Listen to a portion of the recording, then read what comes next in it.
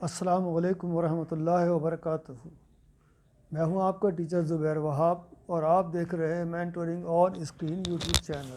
آج اسلامیات کی حدیث نمبر 17 کا مطالعہ کرتے ہیں۔ اس کا ترجمہ ہے: ایک مسلمان کے دوسرے مسلمان پر 6 حقوق ہیں۔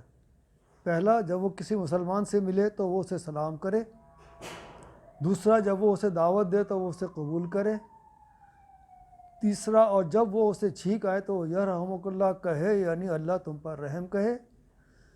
اور جب وہ بیمار ہو تو اس کی عیادت کرے، اور جب اس کا انتقال ہو تو وہ اس کے جنازے میں شریک ہو اور جنازے کے ساتھ ساتھ چلے، اور جو کچھ وہ اپنے لیے پسند کرتا ہے وہی اس کے لیے بھی پسند کرے۔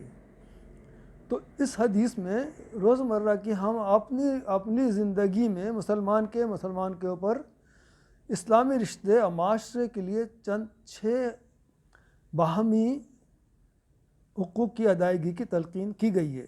ان میں سے دو مسلمانوں کا تعلق باہمی ادا ہوتا ہے اور اس کی نشو و نما ہوتی ہے۔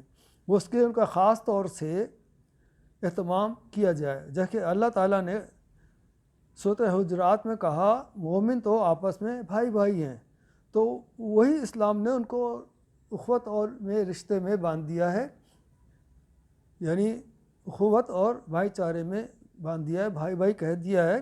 چنانچہ اسلام یہی تو چاہتا ہے کہ مسلمانوں میں یہ محبت الفت قائم رہے، اور اگر ہم یہ 6 کام کر لیتے ہیں، سلام میں پہل کرتے ہیں، جو کچھ ہم اپنے لیے پسند کرتے ہیں اپنے بھائی کے لیے پسند کریں، جب اسے چھینکا یرحمک اللہ کہیں، اگر وہ بیمار ہے اس کی عیادت کے لیے جائیں، اگر اس کا انتقال ہو گیا ہے تو اس کے جنازے میں ساتھ ساتھ چلتے چلے جائیں۔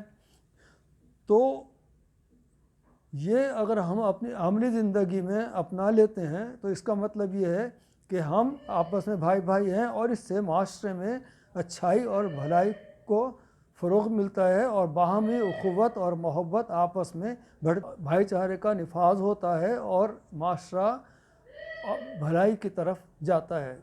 امید ہے یہ حدیث آپ کو سمجھ آئی ہوگی۔ اس ولاگ کے لیے اتنا ہی، ملتے ہیں اگلے ولاگ میں انشاءاللہ تعالی عزیز۔ اللہ حافظ۔ السلام علیکم ورحمۃ اللہ وبرکاتہ۔